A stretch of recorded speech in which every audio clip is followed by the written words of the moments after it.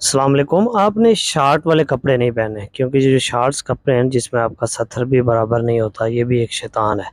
یہ آپ کے ساتھ ہر وقت ایک شیطان رہتا ہے جو آپ کو غافل رکھتا ہے، نماز کی طرف نہیں جانے دیتا۔ اللہ تعالیٰ نے قرآن پاک میں ارشاد فرمایا کہ جو لوگ غافل ہیں ہم ان کے ساتھ پھر ایک ایسا جن، ایک ایسا شیطان مقرر کر دیتے ہیں۔ پھر وہ جو جن ہے، جو شیطان ہے، وہ نیکی کے کاموں سے روکتا رہتا ہے اور یہاں تک کہ اسے موت آ جاتی ہے۔ اور پھر جب یوم قیامت والے دن اللہ تعالیٰ اس کو، شیطان کو، اس بندے کے سامنے کھڑا کریں گے تو بندہ خواہش کرے گا کہ کاش اس شیطان میں اور مجھ میں مشرق اور مغرب جتنا فاصلہ ہوتا تاکہ میں نیک عمل کرتا اور سیدھی راہ پہ چلتا۔ تو ایسے کام نہ کریں جس کی وجہ سے ہمارے اوپر جو ہے ایک فرشتہ، ایک جو جن ہے، جو شیطان ہے، وہ ہمارے پر مقرر کر دیا جائے۔ تو جو لوگ نماز نہیں پڑھتے، یہ بھی غفلت کا کام ہے۔ یہ چھوٹی موٹی بندہ نہیں، جو نماز نہیں پڑھتا وہ زیادہ غافل ہے۔ تو نماز کی پابندی لازم کریں، کوشش کریں کہ جھوٹ نہ بولیں اور دھوکہ نہ دیں، کیونکہ آپ صلی اللہ علیہ وسلم نے فرمایا کہ میرا امتی ہر گناہ کر سکتا ہے لیکن دھوکہ نہیں دے گا، اور ہم لوگ ہر کام میں دھوکہ دہی، دھوکے والے کام کرتے ہیں۔ دھوکے سے بچیں۔ دوسرا کوئی آدمی کسی کے ساتھ دھوکہ کر رہا ہے، اس کا بھی حصہ نہ بنیں، اور کسی نے اگر کسی کو دھوکہ دیا ہوا تو اس کو بھی منع کریں کہ بھائی یہ دھوکہ والا کام نہ کریں، جھوٹ نہ بولیں، جتنا ہو سکے غیبت سے بھی بچیں۔ ہم سب لوگ غیبت میں ملوث ہیں، اللہ پاک ہمیں سیدھی راہ پہ چلائے۔ اور یہ میں نے اکثر سنا ہے، کچھ لوگ کہتے ہیں جی میں نے یاقوت پہنا ہوا، یہ فلاں پتھر پہنا ہوا، یہ فلاں پتھر پہنا ہوا، اس سے یہ ہوگا، اس سے ہوگا۔ تو ان پتھر کو آپ نے بس خوبصورتی کے لیے پہن سکتے ہیں، ڈیزائن کے لیے جسٹ، اگر منظر کے لیے جسٹ، اگر آپ کا کوئی عقیدہ اس سے جڑا ہوا تو یہ آپ شرک کر رہے ہیں۔ تو شرک سے بچیں، کیونکہ کوئی بھی پتھر نہ کوئی نفع دے سکتا ہے نہ کوئی نقصان دے سکتا ہے۔ ہاں، اللہ پاک اگر چاہیں تو اللہ پاک نفع دیں، نقصان دیں، اللہ سے امید رکھیں آپ۔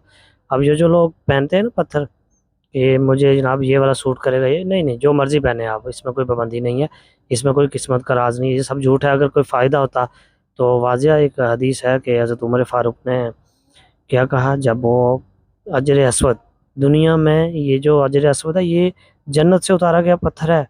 حضرت عمر فاروق جب اجر اسود کے سامنے گئے نا تو انہوں نے کہا کہ میں تمہیں صرف اس لیے چوم رہا ہوں کیونکہ میں نے آپ صلی اللہ علیہ وسلم کو چومتے ہوئے دیکھا ہے، ورنہ تو نہ تو کوئی نفع دے سکتا ہے اور نہ ہی کوئی نقصان دے سکتا ہے۔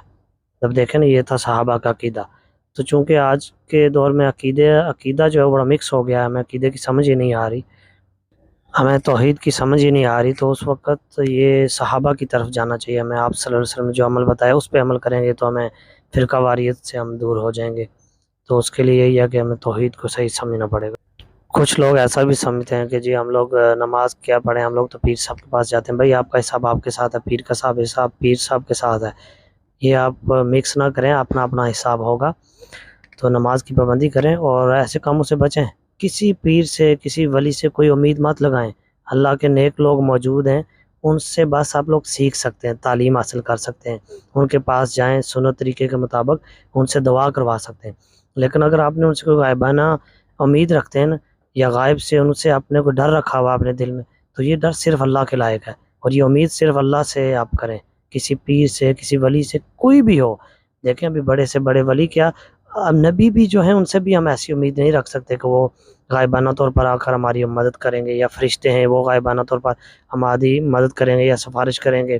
بس آپ صلی اللہ علیہ وسلم روز قیامت شفاعت کریں گے، اور وہ بھی شفاعت ہوگی جو امتی ہوں گے۔ امتی کا صرف نعرہ لگانے سے بندہ امتی نہیں بن جاتا، اس کے لیے عمل کرنا پڑے گا۔ اور آج کل ہمارے جو اعمال ہیں، ہم تو فرقوں میں پڑے ہوئے ہیں۔ آپ صلی اللہ علیہ وسلم نے فرمایا کہ 73 فرقے ہوں گے، اس میں سے 72 فرقے جہنم میں جائیں گے اور ایک جماعت ہوگی۔ آیا کہ ہم اس جماعت میں ہیں کہ نہیں؟ ایک جماعت جنت میں جائے گی۔ تو اگر ہم فرقے میں ہیں کسی میں اور ہماری تو پھر شفاعت نہیں ہوگی نا، ہم تو امتی نہیں ہیں۔ امتی تو وہی ہوگا نا جو پھر ایک جماعت، جو فرقہ واریت سے دور ہوگا۔